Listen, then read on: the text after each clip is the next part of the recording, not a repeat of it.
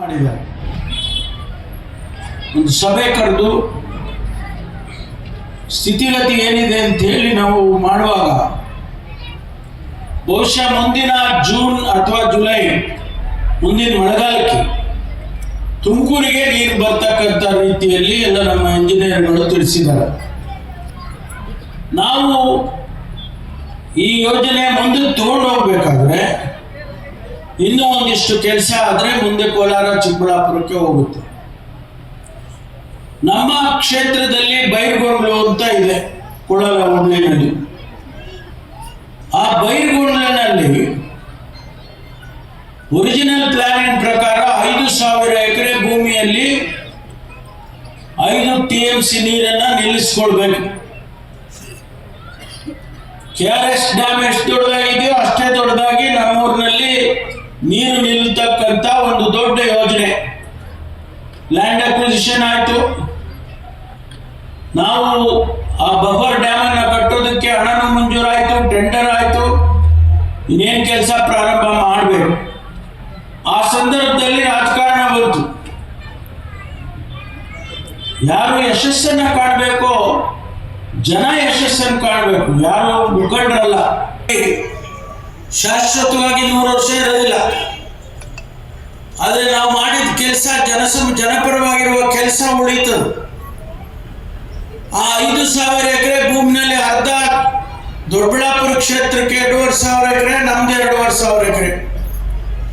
5,000 ಎಕರೆ ಭೂಮಿಯಲ್ಲಿ ನೀರು ನಿಂತಿದ್ದೇ ಆಗಿದ್ರೆ ನಮ್ಮ ಇಡೀ ಕ್ಷೇತ್ರದಲ್ಲಿ 3-4 ಹೋಬಳಿಯಲ್ಲಿ ಶಾಶ್ವತವಾಗಿ ನೀರು ನಮಗೆ ಭೂಮಿಯಲ್ಲಿ ನಮಗೆ ಸಿಗ್ತಾ ಇತ್ತು. ರಾಜಕಾರಣ ಯಾರೋ ಹೇಳಿದ್ರು ನಮ್ಮ ರೈತರಿಗೆ ನೀವು ಕೊಡಬೇಡ್ರ ಜಮೀನ. ನಾನು ಬಹಳ ಪ್ರಯತ್ನ ಮಾಡಿದೆ. 3-4 ಸಾರಿ ಮೀಟಿಂಗ್ಗಳು ಮಾಡಿದೆ, ರೈತರನ್ನು ಕರೆಸಿ ಮೀಟಿಂಗ್ ಮಾಡಿದೆ, ಮುಖಂಡರನ್ನು ಕರೆಸಿ ಮೀಟಿಂಗ್ ಮಾಡಿದೆ. ಅಂದಿನ DC ಅವರು ಕರೆದು ಮೀಟಿಂಗ್ ಮಾಡಿದ್ರು. ನಮ್ಮ ರೈತರಿಗೆ ತಪ್ಪು ಮಾಹಿತಿಯನ್ನು ಕೊಟ್ಟರು, ಅದು ಒಪ್ಪಲಿಲ್ಲ. ನಾನು ಹೇಳಿದೆ ಆಯ್ತಪ್ಪ, ನಿಮಗೆ ಫೋರ್ಸ್ ಮಾಡಕ್ಕೆ ಹೋಗಲ್ಲ. ನಾನು ನಿಮಗೆ ಒತ್ತಾಯ ಮಾಡಿ ನಾನು ಮಾಡುವಂಥದ್ದು ಏನಿಲ್ಲ. ನಮ್ಮ ಮನೆಗೆ ನಮ್ಮ ಜಮೀನಿಗೆ ನೀರು ಬಿಟ್ಕೊಳಕ್ಕೆ ಹೋಗಲ್ಲ. ನಾನು ನಿಮ್ಮಿಷ್ಟ ಅಂತೇಳಿ ಬಿಟ್ಬಿಟ್ಟೆ. ಈಗ ಹೊಸದಾಗಿ ಯೋಜನೆಯನ್ನು ಬದಲಾಯಿಸಿದ್ರು. ನಮಗೆ ಒಂದು ತೊಟ್ಟು ನೀರು ನಮ್ಮ ಕ್ಷೇತ್ರದಲ್ಲಿ ನಿಲ್ಲೋದಿಲ್ಲ. ದೊಡ್ಡಬಳ್ಳಾಪುರದಲ್ಲಿ 2 ಬಫರ್ ಡ್ಯಾಮ್ ಮಾಡಿ 1 TMC ಅರ್ಧ TMC ಮುಂದಕ್ಕೆ ಹಾಕೊಂಡು ಹೊರಟೋದು. ಲಾಸ್ ಯಾರಿಗಾಗಿದ್ದು? ಲಾಸು ನಮ್ಮ ಕ್ಷೇತ್ರದ ಜನಕ್ಕೆ, ರೈತರಿಗೆ ಲಾಸ್ ಆಯ್ತು. ಎತ್ತಿನ ಹೊಳೆ ಯೋಜನೆ ಅಲ್ಲಿ ಬಹಳ ಕಠಿಣವಾದಂಥ ಯೋಜನೆ. ಆದರೆ ಮನುಷ್ಯನಿಗೆ ನೀರು ಬಹಳ ಮುಖ್ಯ. ಎಷ್ಟೇ ಹಣ ಖರ್ಚಾಗಲಿ ನಾವು ಮಾಡ್ತೇವೆ ಅಂತ ಹೇಳಿ ಅವತ್ತು ನಮ್ಮ ಇಂಜಿನಿಯರ್ಗಳು ಎಸ್ಟಿಮೇಟ್ ಮಾಡಿದ್ದು 13,500 ಕೋಟಿ ರೂಪಾಯಿ. 13,000 ಕೋಟಿಯನ್ನ ಒಂದೇ ಬಜೆಟ್ನಲ್ಲಿ ಅವರು ಪ್ರಕಟಣೆ ಮಾಡಿ, ನಮ್ಮ ಸರ್ಕಾರಕ್ಕೆ ಇಚ್ಛಾಶಕ್ತಿ ಇದೆ, ಈ 4 ಜಿಲ್ಲೆಗಳ ಕುಡಿಯುವ ನೀರಿನ ಬವಣೆಯನ್ನು ನಾವು ಹರಿಸ್ತೇವೆ, ನೀಗಿಸ್ತೇವೆ ಅಂತೇಳಿ ಆ ಯೋಜನೆಗೆ ಮಂಜೂರಾತಿಯನ್ನು ಕೊಟ್ಟು ಪ್ರಾರಂಭ ಮಾಡಿಸಿದ್ರು. ನಮ್ಮ ಸರ್ಕಾರ ಮುಗಿಯೋದ್ರೊಳಗಾಗಿ ಸುಮಾರು 6,500 ಕೋಟಿ ರೂಪಾಯಿ ಹಣ ಖರ್ಚು ಮಾಡಿದ್ದು ನಾವು ಆಗಲೇ. ನಂತರ ಅನೇಕ ಅಡಚಣೆಗಳು ಬರೋದಕ್ಕೆ ಶುರುವಾಯಿತು. ಅರಣ್ಯ ಪ್ರದೇಶದಲ್ಲಿ ಹೋಗ್ತಾ ಇದೆ. ಅರಣ್ಯ ಪ್ರದೇಶದಲ್ಲಿ ಕೇಂದ್ರ ಸರ್ಕಾರ ಅನುಮತಿಯನ್ನು ಕೊಡಬೇಕು. ಅದು ಬಹಳಷ್ಟು ತಡ ಆಯಿತು.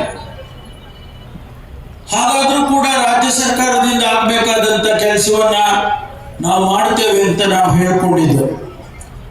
ಆದರೆ ತದನಂತರ ಬಂದಂಥ ಸರ್ಕಾರ ಅದಕ್ಕೆ ಅಷ್ಟು ಆಸಕ್ತಿಯನ್ನು ಕೊಡಲಿಲ್ಲ, ಹಣನೂ ಬಿಡುಗಡೆ ಮಾಡಲಿಲ್ಲ, ಆ ಕಾರ್ಯಕ್ರಮವನ್ನು ಕೂಡ ಮುಂದುವರಿಸಲಿಲ್ಲ.